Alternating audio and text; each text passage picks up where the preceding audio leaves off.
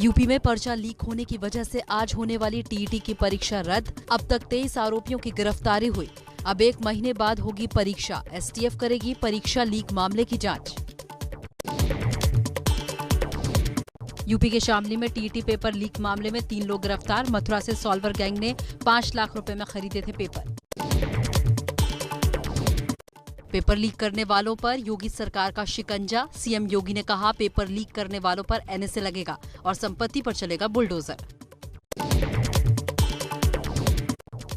UP TET परीक्षा रद्द होने पर एफआईआर दर्ज करने के निर्देश दिए गए। यूपी बेसिक शिक्षा मंत्री सतीश द्विवेदी ने कहा, दोषियों को बख्शा नहीं जाएगा। परीक्षा रद्द होने पर प्रियंका गांधी का योगी सरकार पर निशाना। कहा, भर्तियों में भ्रष्टाचार, पेपर आउट ही बीजेपी सरकार की पहचान बन चुका है। योगी सरकार ने भ्रष्टाचार में शामिल बड़ी मछलियों को बचाया है, इसलिए भ्रष्टाचार चरम पर है। देवरिया दौरे पर यूपी के सीएम योगी आदित्यनाथ। देवरिया में 412 परियोजनाओं का किया लोकार्पण। योगी ने कहा, पहले की सरकारें गरीबों के बारे में नहीं सोचती थी, अब बिना भेदभाव सबको बिजली मिल रही है। हर जिले में मेडिकल कॉलेज बनाए जाएंगे।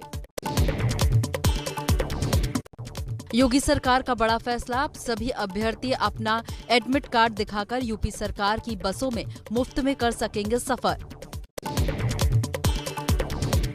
यूपी बीजेपी में आज एसपी और बीएसपी के कई नेता शामिल। पूर्व मंत्री और गाजीपुर से एसपी के विधायक रहे विजय मिश्रा। एसपी सरकार में मंत्री रहे जगनारायण तिवारी समेत 10 लोग शामिल। वाराणसी पहुंचे यूपी के सीएम योगी आदित्यनाथ ने बाबा विश्वनाथ के दर्शन किए और पूजा अर्चना की। इस दौरान योगी ने काल भैरव के भी दर्शन किए और जीत का आशीर्वाद लिया। सीएम योगी वाराणसी के लंका में संत रविदास मंदिर भी पहुंचे। मत्था टेकने के बाद मंदिर में चल रहे कार्यों का लिया जायजा।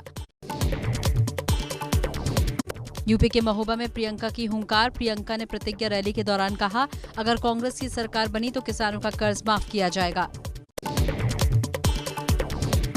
सीतापुर में जेल में वरिष्ठ नेता आजम खान से प्रगतिशील समाजवादी पार्टी के राष्ट्रीय अध्यक्ष शिवपाल सिंह यादव की मुलाकात। करीब 1 घंटे तक जेल में की मुलाकात। यूपी के प्रतापगढ़ में शादी समारोह में शिरकत करने पहुंचे एसपी अध्यक्ष अखिलेश यादव। भीड़ को संबोधित करते हुए बीजेपी पर जमकर बोला हमला। कहा, किसानों पर गाड़ियां चढ़ाई गईं। त्रिपुरा निकाय चुनाव में बीजेपी की बड़ी जीत। 334 सीटों में से 329 सीट पर बीजेपी जीती।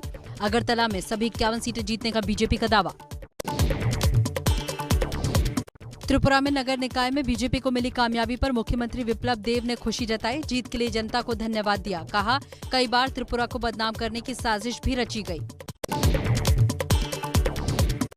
मन की बात में पीएम मोदी ने दिया सेवा का मंत्र। पीएम ने कहा, सत्ता में नहीं सेवा में रहना चाहता हूं। कहा, मैं सिर्फ जनता का सेवक हूं।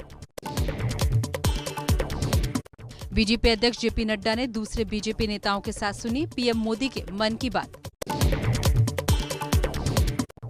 केंद्रीय गृह मंत्री अमित शाह ने गांधीनगर में अमूल फे डेयरी में new mega milk powder plant का किया उद्घाटन। अमूल डेयरी की 415 करोड़ रुपए की कई परियोजनाओं की दी सौगात। अघाड़ी सरकार के 2 साल पूरे होने पर महाराष्ट्र के कैबिनेट मंत्री नवाब मलिक का बयान। कहा, अघाड़ी सरकार के 2 साल के कार्यकाल में बहुत काम हुए, लेकिन हमने औरों की तरह अपने काम का ढोल नहीं पीटा। बाबा रामदेव के पतंजलि विश्वविद्यालय का पहले दीक्षांत समारोह में पहुंचे राष्ट्रपति रामनाथ कोविंद। मुख्य अतिथि के तौर पर कार्यक्रम में हुए शामिल। मुंबई के आजाद मैदान में किसानों की महापंचायत। भारतीय किसान यूनियन के प्रवक्ता राकेश टिकैत ने सरकार पर बोला हमला। कहा, शहीद किसानों को सरकार मुआवजा दे। किसान आंदोलन वैचारिक क्रांति और ये भी अभी जारी रहेगी। रांची में बीजेपी कार्यकर्ताओं ने राजभवन के बाहर धरना दिया। इन लोगों की मांग है कि पंचायत और स्थानीय निकाय चुनाव जल्द से जल्द कराए जाएं। यूपी के एटा में पुलिस ने लालपुर नहर के पास से एक अज्ञात महिला का शव बरामद किया है। पुलिस केस की जांच में जुटी है। पिछले 10 दिनों के अंदर इस तरह की ये दूसरी घटना। यूपी के सिंभावली में पुलिस ने 6 डकैतों को गिरफ्तार किया। 22 नवंबर को बदमाशों ने व्यापारी के साथ लूटपाट की वारदात को अंजाम दिया था।